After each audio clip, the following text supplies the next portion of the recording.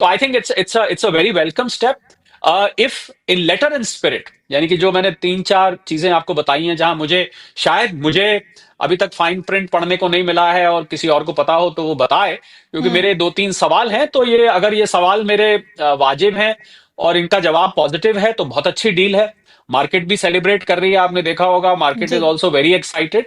But I think the fine print needs to be seen के दो तीन, और अभी ये जो दो तीन चीजें मैंने बोली, इसको भारत सरकार की तरफ से, जैसे प्राइम मिनिस्टर मोदी ने ये रशियन ऑयल पे, वेनिजुएला ऑयल पर, इस पर कोई कमेंट नहीं किया। उन्होंने कहा कि हम भारत 140-50 करोड़ भारतीय इसका स्वागत करते हैं, धन्यवाद करते हैं। तो I think it is good, which is, और हमने मदर ऑफ ऑल डील्स करी अभी ईयू के साथ। तो अगर ये सच में अच्छी है तो ये तो फादर हो गए, मदर फादर दोनों अब हमारे साथ आ गए, तो ये father hmm. Of all deals बन जाती है। और आई think it's a win win situation, Nima. Kohli sir, सबसे पहले तो ये भी समझने की जरूरत है कि यूएस और इंडिया के बीच के ये जो टाइज हैं, ये ऐसे समय पर डील हुई है, कहीं ये चाइना को काउंटर करने की कोशिश तो नहीं है? क्योंकि इमर्जिंग मार्केट्स में देखा जाए तो चाइना प्लस वन स्ट्रैटेजी भी चल रही थी भारत को लेकर के।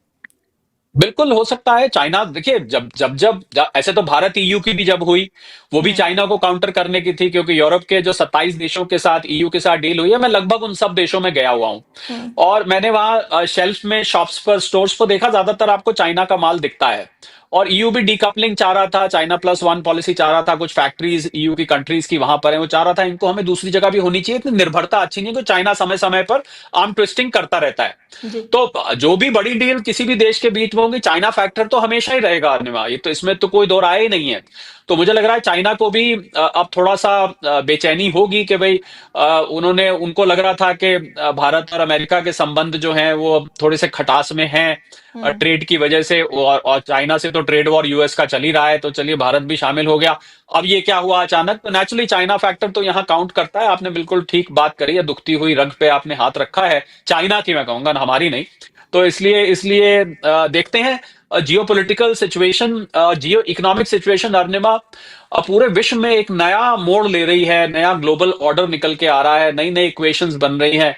तो बहुत ही बदलते हुए हालात हैं, बहुत ही डायनामिक हालात हैं। मेरे से जब कोई अब लॉन्ग टर्म स्ट्रैटेजी पूछता है इन्वेस्टमेंट की या इकोनॉमिक क्लाइमेट की, तो मैं बोलता हूँ just take one day at a time. यहाँ रोज कुछ नया सुबह हो जाता है, और जो आपने पिछली भविष्यवाणी, पिछली प्रोडिक्शंस, पिछली एनालिसिस करी होती हैं, वो सब ऐसा लगता है कि सब धरी की धरी रह गई। तो मैंने उससे ये सीख ली है कि अब रोज एक नया जन्म है। रोज सुबह जब सो के उठते हैं तो सोचते हैं आज देखें क्या ट्रम्प साहब के हैट से निकल कर आता है। और देखिए, ट्रम्प साहब, with due respect to him, is the president of America, POTUS हैं वो, दुनिया के सबसे ताकतवर देश के, दुनिया के सबसे ताकतवर व्यक्ति हैं। और अब तो उन्होंने भारत से डील करी है, तो मेरा ज्यादा कुछ तंज कसना भी नहीं बनता है। But I think we should just take one day at a time, और one day at a time.